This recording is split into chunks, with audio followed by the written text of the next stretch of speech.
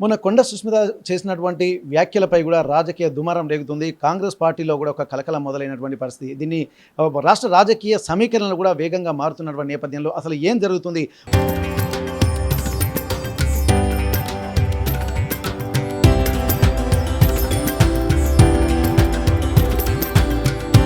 తరతరాలుగా తరగని స్వర్ణ బంధాలు మన మానిపల్లి జ్యువెలర్స్. ఉమ్మడి వరంగల్ జిల్లాలో జరుగుతున్నటువంటి వైబ్రేషన్ అనేది రేపు రాష్ట్రం మీద కూడా ఎఫెక్ట్ పడేటువంటి అవకాశం ఉండడంతో ఇక్కడ కాంగ్రెస్ పార్టీ మరి ఎట్లాంటి చర్యలకు ఉపక్రమించబోతుంది, మరి ఎట్లాంటి ఇనిషియేషన్ తీసుకుంటున్నారు? ప్రస్తుతానికి వరంగల్ పశ్చిమ ఎమ్మెల్యే నాయన్ రాజేందర్ రెడ్డి గారు ఒక్కసారి వారితో మనం మాట్లాడదాం. సార్ నమస్తే సార్. ఇప్పటి వరకు రాష్ట్ర రాజకీయాలలో కొంత ఒక కుదుపు అయితే కనిపిస్తుంది. ఎందుకంటే కష్టపడి తెచ్చుకున్నటువంటి అధికారంలోకి వచ్చిన తర్వాత ఇంత పెద్ద కుదుపు ఎప్పుడు రాలేదన్నటువంటి విషయాలు కూడా ఇక్కడ విశ్లేషకులు చెప్తున్నటువంటి పరిస్థితి.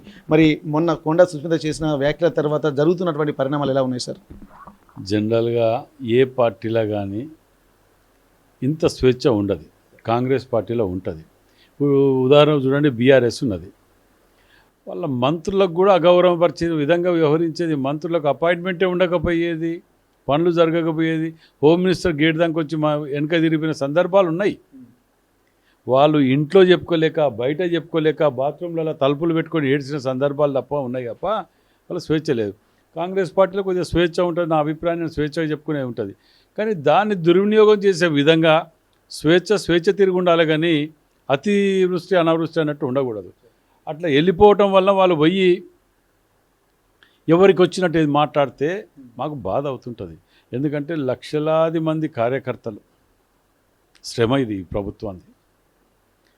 రేవంత్ రెడ్డి గారు పడ్డ కష్టం ఏంటిది? పాదయాత్రలు చేసి గవర్నమెంట్ రావడానికి వారి పాత్ర ఎంతుందో అందరికీ తెలిసిందే కదా.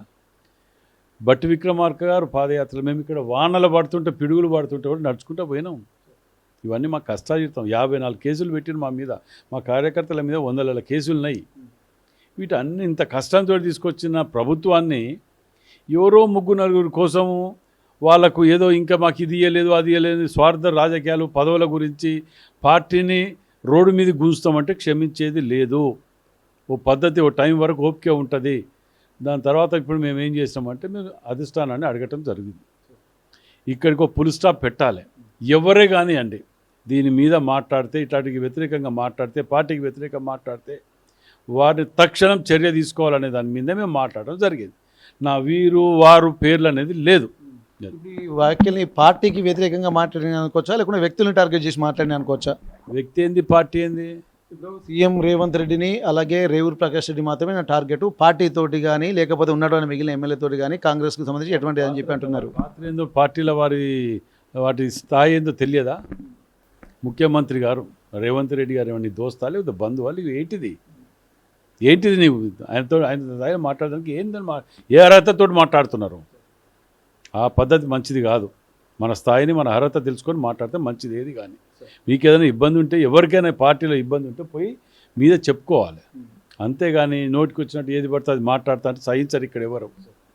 ఇప్పుడు నిన్న జరుగుతున్నటువంటి కాంగ్రెస్లో జరుగుతున్నటువంటి పరిణామాలను చాలా కీన్ అబ్జర్వేషన్, ఇటు మిగిలిన పార్టీలు కావచ్చు, లేకపోతే వ్యతిరేక వర్గాలు కావచ్చు, లేకపోతే అంతర్గతమైనటువంటి శత్రువులు కావచ్చు, ఒక కీన్ అబ్జర్వేషన్ జరుగుతున్నట్టుగా తెలుస్తుంది.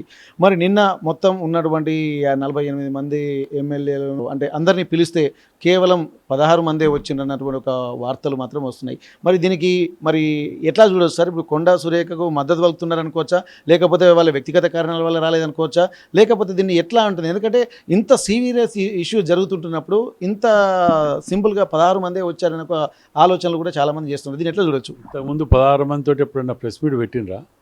ఇంతకుముందు ఎప్పుడైనా పెట్టినరా? ఇంత పెద్ద ఎత్తుతోటి పెట్టి జరిగితే 16 మంది అని మాట్లాడుతున్నారే. అందరిని పిలిచినట్టు ఎవరు చెప్పినారు అందరిని రమ్మన్నారని?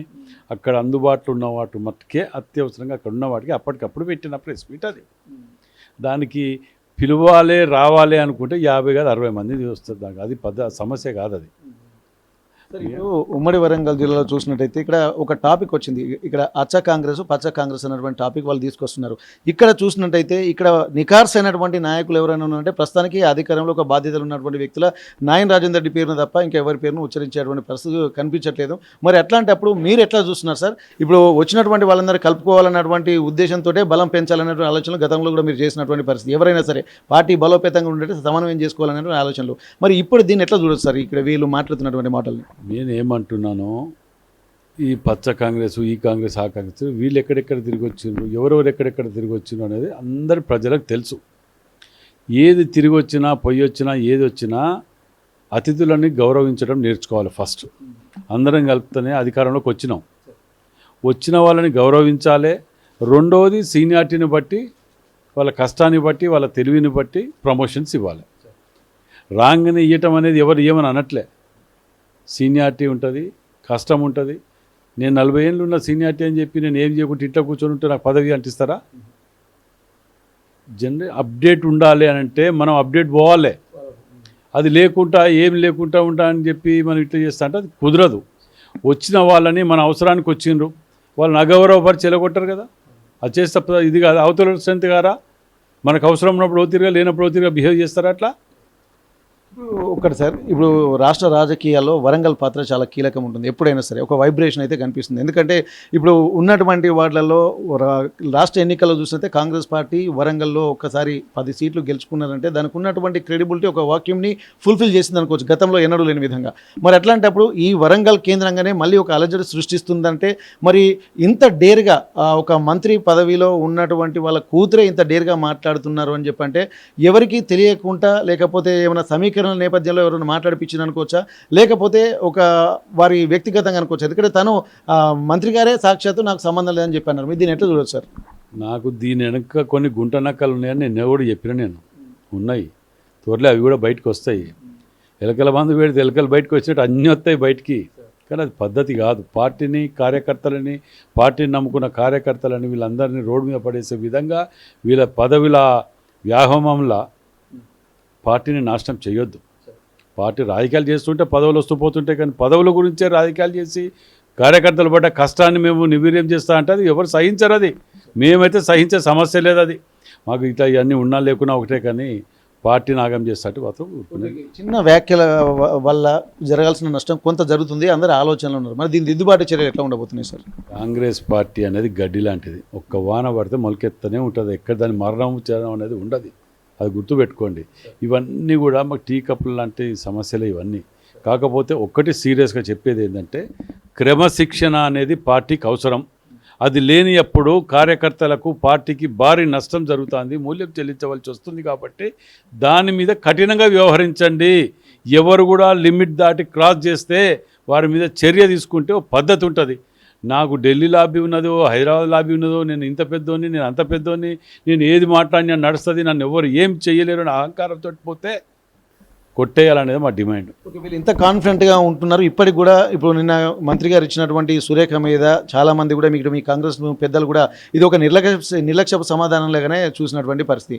మరి ఇట్లాంటప్పుడు దీనికి సంబంధించినటువంటి చర్యలు ఎలా ఉండబోతున్నాయి అనుకోవచ్చు సార్? అధిష్టానం కోర్టులో బాల్ ఉంది. ఇప్పుడు వాళ్ళు నిర్ణయం తీసుకుంటారు. ఏ నిర్ణయం తీసుకున్నా అందరూ శిరస వహించాలి. ఎవరు మంచిది ఎట్లా తీసుకున్నా పార్టీ పరంగా పార్టీ ఏది ఆదేశిస్తే అదే ఫైనల్. ఓకే, ఇప్పుడు ఉన్నటువంటి పరిస్థితుల నేపథ్యంలో మరి వాళ్ళు ఏమైనా పార్టీ మారే ఆలోచనలో అటువంటిది ఏమైనా మీకు ఈ గుంట నక్కలు ఏదైతే మీరు అన్నారు కదా, గుంట నక్కలు ఎవరైనా చెప్పగలుగుతారా? గుంట నక్కలు సమయం వచ్చినప్పుడు తప్పకుండా చెప్తాను నేను. అవి ఎట్లా ఏమేమి చేస్తున్నాయి, ఏమేమి వాళ్ళ కథలు ఏంది, వాళ్ళ ఇవేంటి అని అన్నీ ఉన్నాయి. సమయం రావాలి, ఇది కానీ సమయం వచ్చినప్పుడు చెప్తాను నేను.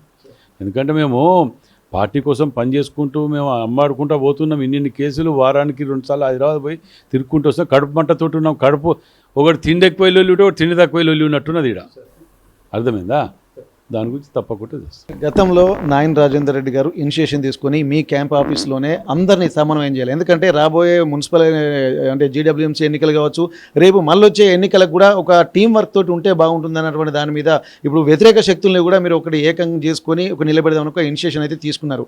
మరి ఇప్పుడు అప్పటి పరిస్థితుల దృష్టిలో ఒక రకమైన సమయంతో ఉన్నారని చెప్పి మంత్రి గారు కూడా హాజరైనటువంటి పరిస్థితి. మరి ఇప్పుడే ఒక్కసారి కుండ బద్దలు కొట్టి అసలు మాకు అస్తిత్వము మాకు లేనప్పుడు మా నిర్ణయం మాది అన్న విధంగా ఎవరి తోచినట్టు వాళ్ళు మాట్లాడుతున్నారు. మరి ఇప్పుడు ఇది దిద్దుబాటు చర్యలు ఇక్కడ ఏమైనా వరంగల్లో చేసేటువంటి అవకాశాలు లేదు సార్? అంటే సమన్వయం చేసే ఆలోచనలు మళ్ళీ ఏమైనా? అధిష్టానం చేతికి వెళ్ళిపోయింది, లిమిట్ దాటి వెళ్ళిపోయింది. మా లిమిట్ పరిధిలో ఒక్కసారి కూర్చోబెడతాం, 2 సార్లు కూర్చుంటాం. అందరు సహకరించారు, అందరూ కూడా ఓకే అన్నారు. అన్న తర్వాత మళ్ళీ ఎవరి ఇదికి వారికి పోవటం అది మంచి పద్ధతి కాదు, మంచి సంస్కృతి కూడా కాదు. అది దాన్ని అధిష్టానం చేతికి పోయింది. బాల్ ఇప్పుడు అంతా అధిష్టానం చేతిలో ఉన్నది. వాళ్ళు ఏ నిర్ణయం తీసుకున్నా దానికి కట్టుబడి ఉంటాం అంతే తప్ప ఇక ఇప్పుడు మేము తీసుకునే స్టేజ్లో లేదు అది. ఒక పరిమితికి మించినటువంటి మాటలు మాట్లాడడం వల్ల కాంగ్రెస్ పార్టీలో కొంత అల్లకల్లోలం జరిగింది, మాట వాస్తవమే. కానీ దీన్ని దిద్దుబాటు చర్యలు కూడా గతంలో చేశాము, కానీ అది మళ్ళీ రిపీట్ అవుతుంటే కూడా మళ్ళీ ఇబ్బందులు ఉండేటువంటి అవకాశం ఉంటుంది. ఇది రాష్ట్ర పరిధి దాటి ఇక్కడ అధిష్టానం చేతిలోకి వెళ్ళింది కాబట్టి అక్కడ కూడా కొంత సమయం పాటించేటువంటి ఆలోచనలు కూడా పరిగణలోకి తీసుకుంటున్నారు. ఏదైనా సరే బంతి అధిష్టానం కోర్టులో ఉన్నటువంటి నేపథ్యంలో ఇక్కడ మాట్లాడడానికి ఏం లేదు, అధిష్టానం చూసుకుంటుందని ఒక ఆలోచన చేస్తున్నారు. మరి ఏదేమైనప్పటికీ కూడా ఒక కాంగ్రెస్ పార్టీ కూడా ఒక గడ్డి లాంటిది, వర్షం పడితే ఎక్కడైనా మొలుస్తుంది కాబట్టి ఒక నిబద్ధత కలిగినట్టు ఒక కాంగ్రెస్ కార్యకర్తలే ఇక్కడ పార్టీకి బలం అన్నట్టుగా ధీమా వ్యక్తం చేస్తున్నారు. వ్యక్తులు వస్తుంటారు, పోతూ ఉంటారు, అందరినీ సమీకరించుకొని పోవడమే కాంగ్రెస్ లక్ష్యం అన్నటువంటి ఒక కాన్ఫిడెంట్ అయితే వ్యక్తం చేస్తున్నారు. రాబోయే రోజుల్లో కూడా ఇట్లాంటి పొరపచ్చాలు కూడా జరగకుండా మళ్ళీ తాము ఇనిషియేషన్ తీసుకుంటామన్న ఒక కాన్ఫిడెంట్ మాత్రం ఇక్కడ వరంగల్ పశ్చిమ ఎమ్మెల్యే నాయని రాజేందర్ రెడ్డి గారు చేస్తున్నటువంటి పరిస్థితి. హనుమకొండ నుండి కెమెరా పర్సన్ వంశీతో వెంకటరత్నం, RTV వరంగల్.